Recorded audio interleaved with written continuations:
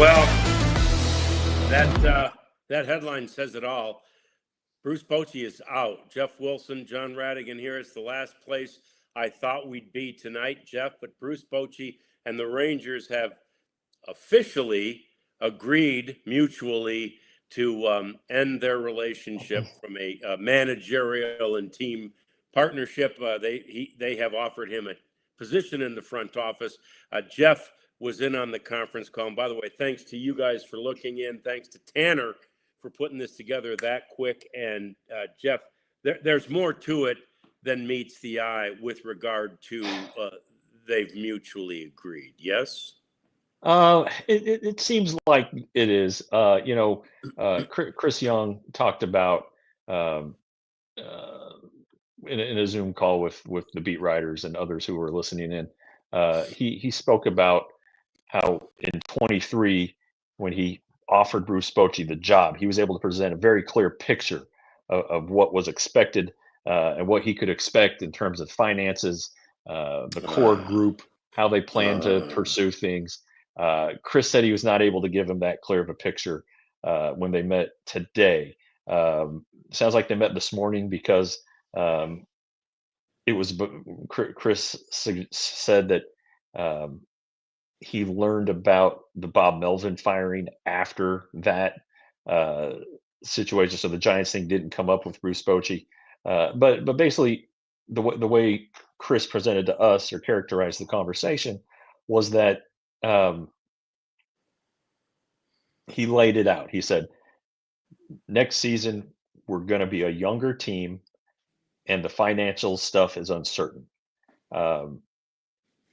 Now, one of my first questions to Chris was, boy, it sure sounds like you're talking about a rebuild. And he said that's not the case at all. He expects the Rangers to be competitive next year, but their rosters are going to be younger. They had the oldest roster in baseball this year. They did. They dealt with some injuries. I don't know if age had a situation or played a role in those injuries because it was young guys who were hurt as well.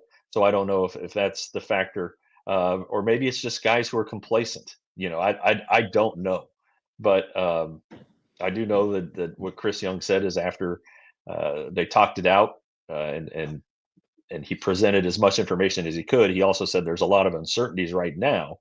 He presented the information he could, and it was decided then that the best thing would be for the Rangers and the best thing for Bochy would be to not return as manager.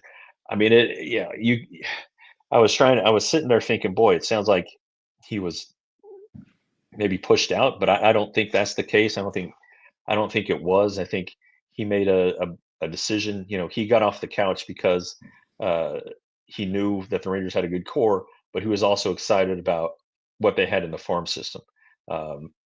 And now suddenly, some of those prospects haven't panned out or they've been injured. And, this is before Wyatt Langford is even part of it. So, they were excited about Josh Young and they're excited about Evan Carter and Jack Leiter, of course, and Kamar Rocker. And some of those things just haven't hit, and you could argue that 3 of the 4 haven't. So it makes sense for the Rangers if they're going to go younger. They want a guy who is willing to maybe take some lumps. But if they, still expect to win, though, it doesn't make sense. But it sounds like Bruce Bochy doesn't want to risk being part of a rebuild, and I haven't spoken to him. But if you're going to go younger and you're going to have some growing pains, and if you're 70 years old turning 71 next season, then maybe you don't feel like you have as good a chance to accomplish what goals you want to accomplish before finally hanging them up. So I don't know. I don't know. There's some unanswered questions. Hopefully we can speak to Boach here soon, but as of right now, with the information we have, um, the Rangers are going to look different next year on the field and in the dugout. Yeah. So first of all, good looking hat. There we go. Yeah. Second of all, based on everything you're telling me, and Jeff and I are in different states right now, so I haven't had a chance to talk to him. But based on everything you're telling me, I think there's a couple of things at play here. One, in some ways, I believe that CY was doing Boach a solid, right? When I asked you to come here, I basically, at that point, 1 year we got Simeon and Seager. The next year we went ahead and got Evaldi and DeGrom, right? So we were this team that was ready to absolutely go all in. And who knew at that point, maybe all in as long as you'd go all in. Yeah. Then you haul off and win the first year. And it's like, well, good, we won, the ownership. Maybe we don't have to spend all this money every year, right? I think to his credit, Ray Davis was so focused on trying to turn this thing into a winner that he was ready to do whatever it took. And it wouldn't have shocked me if he did it again the next offseason, except that he didn't need to. Because the next offseason, they were the World Series champions. And then it's like, well, geez, man, we're getting taxed for this and everything else. So now Chris Young says, holy crap, there's a completely different set of circumstances right now, Boach, 3 years later. So, Yeah. Your choice. And by the way, and it's out there. Nightingale's already had it on Twitter. Everybody, it was out there before any decision was made. But Bob Melvin's out in San Francisco. Boach has told us multiple times he's had as much fun managing this time around as he ever has, and that he'd still like to manage. So I would be very surprised if Bruce Bochy takes the offer of a front office position in the Texas Rangers organization. Yeah, there's no action in that. Yeah. He did that with the Giants, and it didn't Nope. scratch the itch. Nope. So it's either he keeps managing or he's done. I'm not betting on done. Now I will say this: at the end of the season, he was he was taking these games hard. He was managing them hard Yeah. though too. Yeah. And maybe part of that is that maybe he knew this was it and he wanted to win those games and go out trying to win and then do everything he could to win ball games. I don't know. Well, we'll hopefully talk to him soon. But I'm surprised. I think some of the assistant coaches are going to be surprised. I know I texted one of them and he hadn't heard the news yet. I think it could potentially affect how a lot of these guys, if they decide to return next year. Now, if it is Skip Schumacher or somebody internally is hired, then I think a lot of people will stick around. I think the big one is Mike Maddox. Is Mike Maddox going to stay? He doesn't have a contract. I think he wants to stay. Who wouldn't want to be in charge of a pitching staff that includes Jacob deGrom and Nathan Evaldi and an emerging Jack Leiter? It seems like that's a pretty good situation if you want to be a pitching coach. So I'm not sure. Chris Young did say that the offense has to improve, so that makes you wonder. Are they gonna? What are they gonna do if the current coaching staff involving the hitting? And then how does that impact players? Okay, you say you're gonna get younger. Okay, well, all right, well, let's take a look. Adolis Garcia just had a birthday. I think he's 35, if I'm not mistaken. Let me double check that. He's 30. He's 35. Yeah, I'm checking too. Yeah. Now Okay. that you have under contract are a little bit older.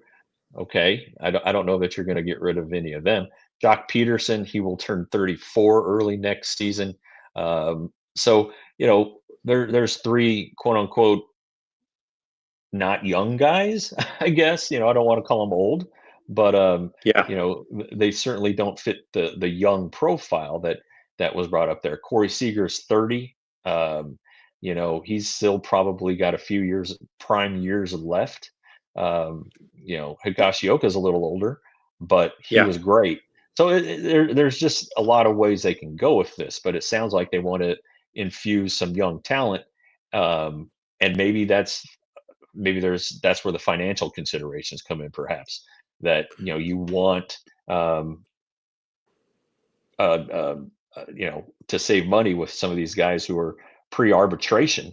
That would certainly do it, and if you did that, it would allow you to still go out and get some big name pieces, to complement them, or in some cases, you know cover up for their blemishes as they try to learn the game. So it just sounds like it's going to be a different, just organizational structure next year, at least at the big league level, as far as the way the roster looks. And now, perhaps the manager and the coaching staff, if player development is a priority, if you're going to have young guys who are going to need help along the way, then there may be some assistant coaches who don't want to be a part of that either. absolutely true. One thing about Mike Maddox, you mentioned all the reasons it would be nice for him to stay, and let's not forget the biggest one that you and I both know, having spoken to him personally about this, is that he really doesn't want to go to a different city. His family's here, right? That's He that's just that's wants to be correct. here. If so, at least, yeah. So he at least has home games, right? When he was Yeah, in St. Louis, every game was a road game because he was always gone from here, which is where his home is. So that's the other big factor with Mad Dog, and it'd be great, obviously, to keep him. And again, because it's CY, with his affinity for pitching, I think there's no way uh, that if both of them want that to happen, there's almost no way it wouldn't, given no matter who the manager is. And then, yeah, to your point about this payroll in particular, Jeff, and I wasn't there for CY's comments recently, last week, I think, about how the payroll structure is going to be different. And of course, you know me, the eternal optimist. He said it's not going to be the same as it was last year. And I thought, oh, good, maybe they're going to spend freely. Yeah, no, no, no, no, no, no, no. that They're, that they're, they're going the other way. yeah, and that um I don't know, John. They do have the four big contracts: Seager, Right. Simeon, Degrom, and Evaldi. Um, I know they would like to discuss a contract extension with Langford, which would probably be smaller at the start, but would grow. Um, but probably after Degrom and Evaldi are finished. So they have to, but that's 26. I'm doing it off the top of my head. 26, 32. So that's 58, 40, 98, and 25. So that's 123 million in four players. And if the luxury tax threshold is 247, you got to figure out a way to squeeze the rest of those guys in. I think you can count now and confidently say that Adolis Garcia won't be back. I think that's one way the Rangers can get younger and save money. Jonah Heim is not old by any stretch, but I do think that that's a potential uh, move that the Rangers can make. And then if you're going to trade one of Simeon or Seager, let's just say that's what he's talking about by going younger. Seager probably has the most value. If you're trying to, you know, Right.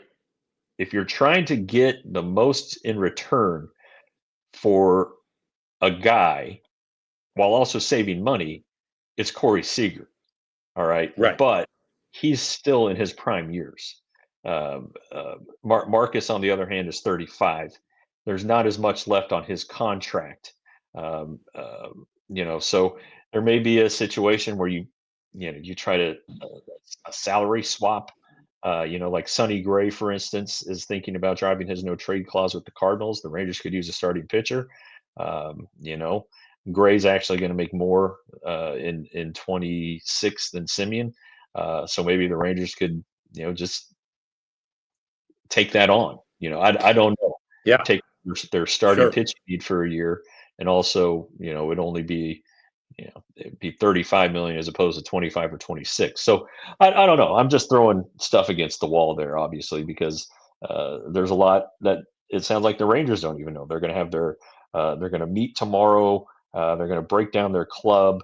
They're going to talk about a lot of things, it sounds like. And then later in the week, hopefully, is when CY will meet with us again and kind of talk about how things go forward, and how they will try to go forward. So he said a lot tonight, though, and um, it just basically the club is going a direction that Bruce Bochy isn't interested in. I think that's the best way to summarize That's it. yeah, yeah. That's the main point of this whole thing. We appreciate all of you jumping on so quickly, but we and Jeff in particular would have all the info, and I think you can see we're just scratching the surface about all the things that we have to talk about tomorrow and the next day and the day after that. There are so many layers, if you will, of this onion, and we peel all of them off tomorrow, and we'll do it again on Wednesday, Thursday, and Friday. Lots to talk about. It is a bomb, really a bombshell that has fallen to start the off season. We can't wait to do this with you again tomorrow. We'll be on at 1:00 for the DLLS Rangers podcast.